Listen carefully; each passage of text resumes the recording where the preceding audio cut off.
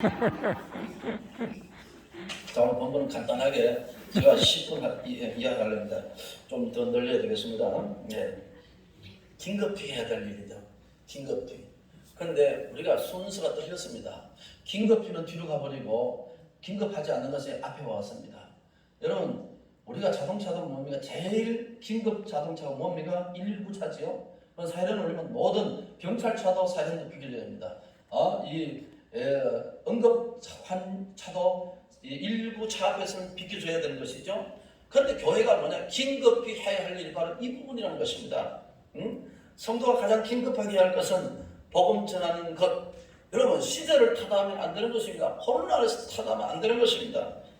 우리가 복음을 전할 때 이렇게 생각하는 것이 저는 있다고 생각합니다. 복음을 전할 때 생각이 너무 많으면 안 되죠. 복음을 전할 때 저 사람은 불교기 때문에 안 믿을 거다 이렇게 생각하고, 두 번째는 저 사람 너무 바쁘다 안 믿을 거다 이렇게 생각하고, 그 다음에 뭡니까?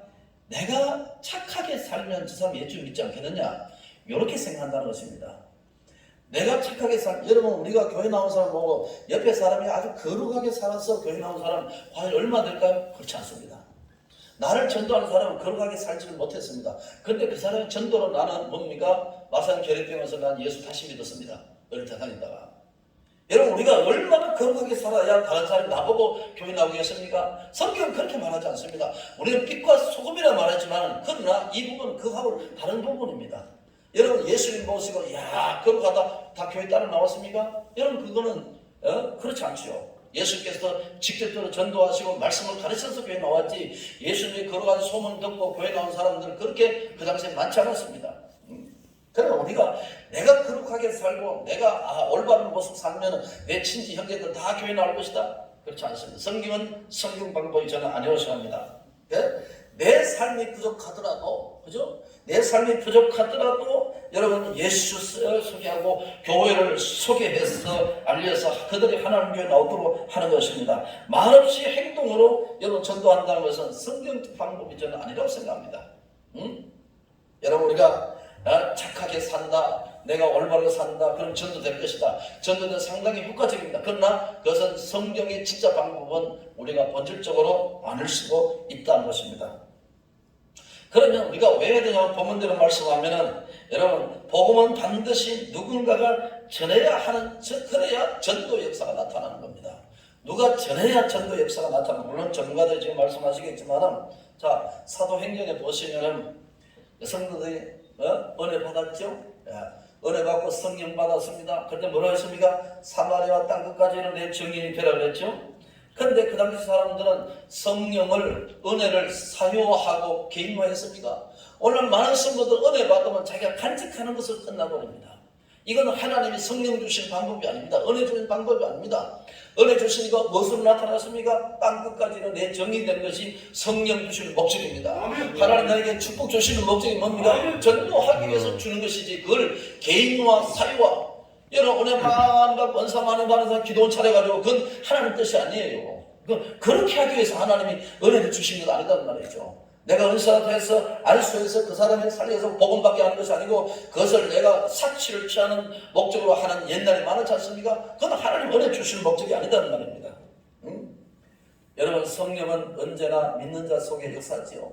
성령은 말씀과 더불어 역사하죠. 그러나 말씀은 누군가가 운반할 때, 말씀을 누구가 운반할 때 성령이 역사하지 않습니까? 예수가 나의 구주입니다. 하나님 사랑하십니다. 당신을 사랑합니다. 요 말씀 속에 역사하죠. 하나님 말씀대로 살면 축복하십니다. 이런 말씀 속에 하나님의 성령이 역사합니다. 그게 진짜 역사거든요.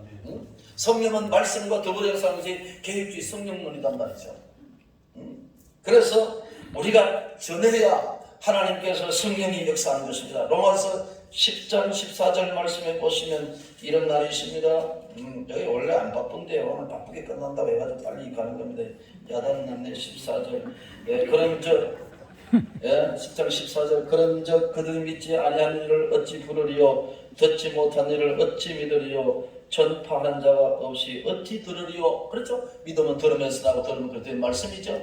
여기 하나님께서 전파의 매개를 분명히 말했습니다. 누군가가 전해야 한다는 것입니다.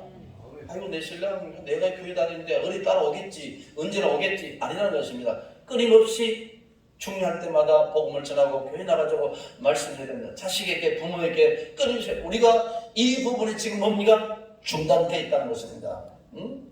그래서 22절 말씀에 이런 날이 지금 본문 22절 보니까 그러므로 또한 내가 너에게 가야 하던 것이 여러 번 막혔더니 그렇습니다. 자, 오늘 이 본문은 무엇입니까?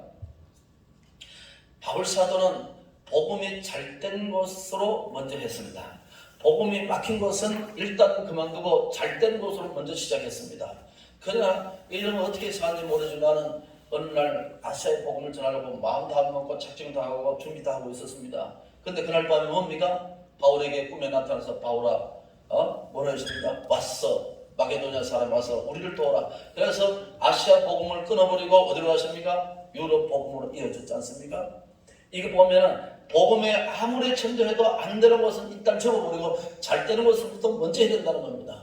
어떤 사람 이런 사람입니다. 나는 10년 동안 저 사람 교회 안 나오면 난 다른 전도하지 않겠다. 이건 뭔가 성경의 방법이 아닙니다.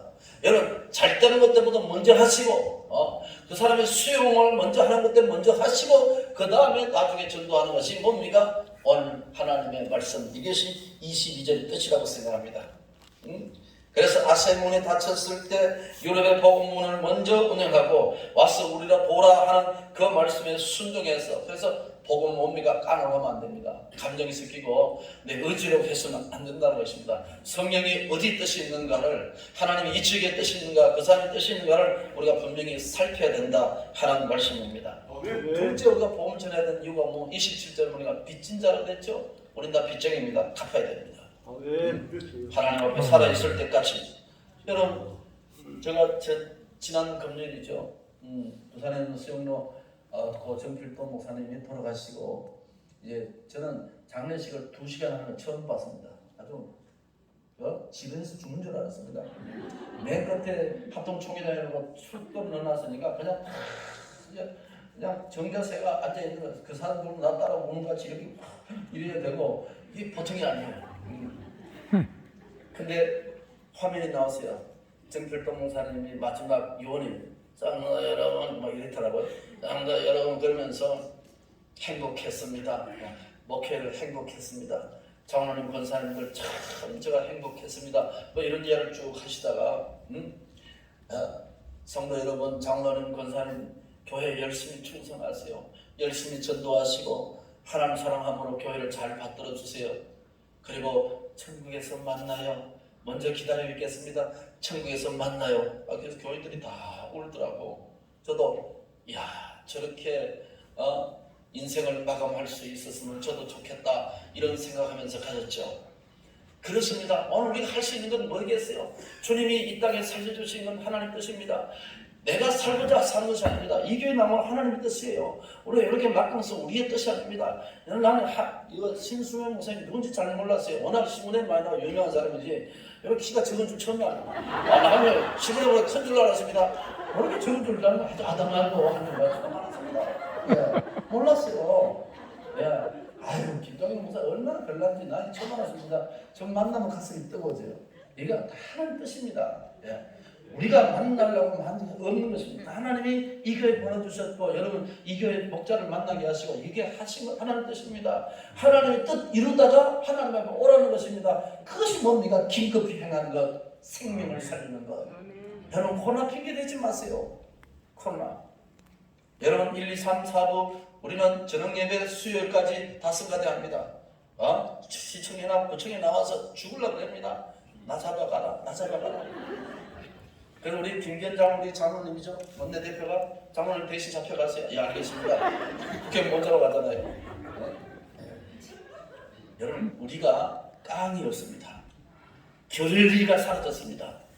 조금 우리가 방에 들어도 전도하고 그렇게 나가는 이 방법이 사라졌습니다. 우리가 좀 나가도 그냥 하나님 엎드리고 하나님 앞에 그냥 깡을 부리고 청와대 앞에 가서 데모한다 그러고 저 양산에 대통령 사저에 그것을 쳐들어간다 그러면 제일 겁냅니다.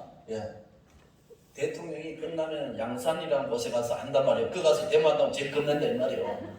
방법을 알려줬습니다. 제가 그 이야기 했다니까요. 그저 그 이야기 했어요. 예배 방해하지 마라. 언제 방해했습니까? 예배 간섭한 당시 방해 아니냐고. 왜 구청이나 시청에서 나오냐고. 교회 자율에 맡겨라. 왜 간섭하냐? 자존심 상해서 견딜 수 없다 그랬어요. 자존심 상하다. 왜 당신이 간섭하느냐? 자율에 맡기고 책임을 맞아 걸리면은 책임지든지 안 하면 맡겨라.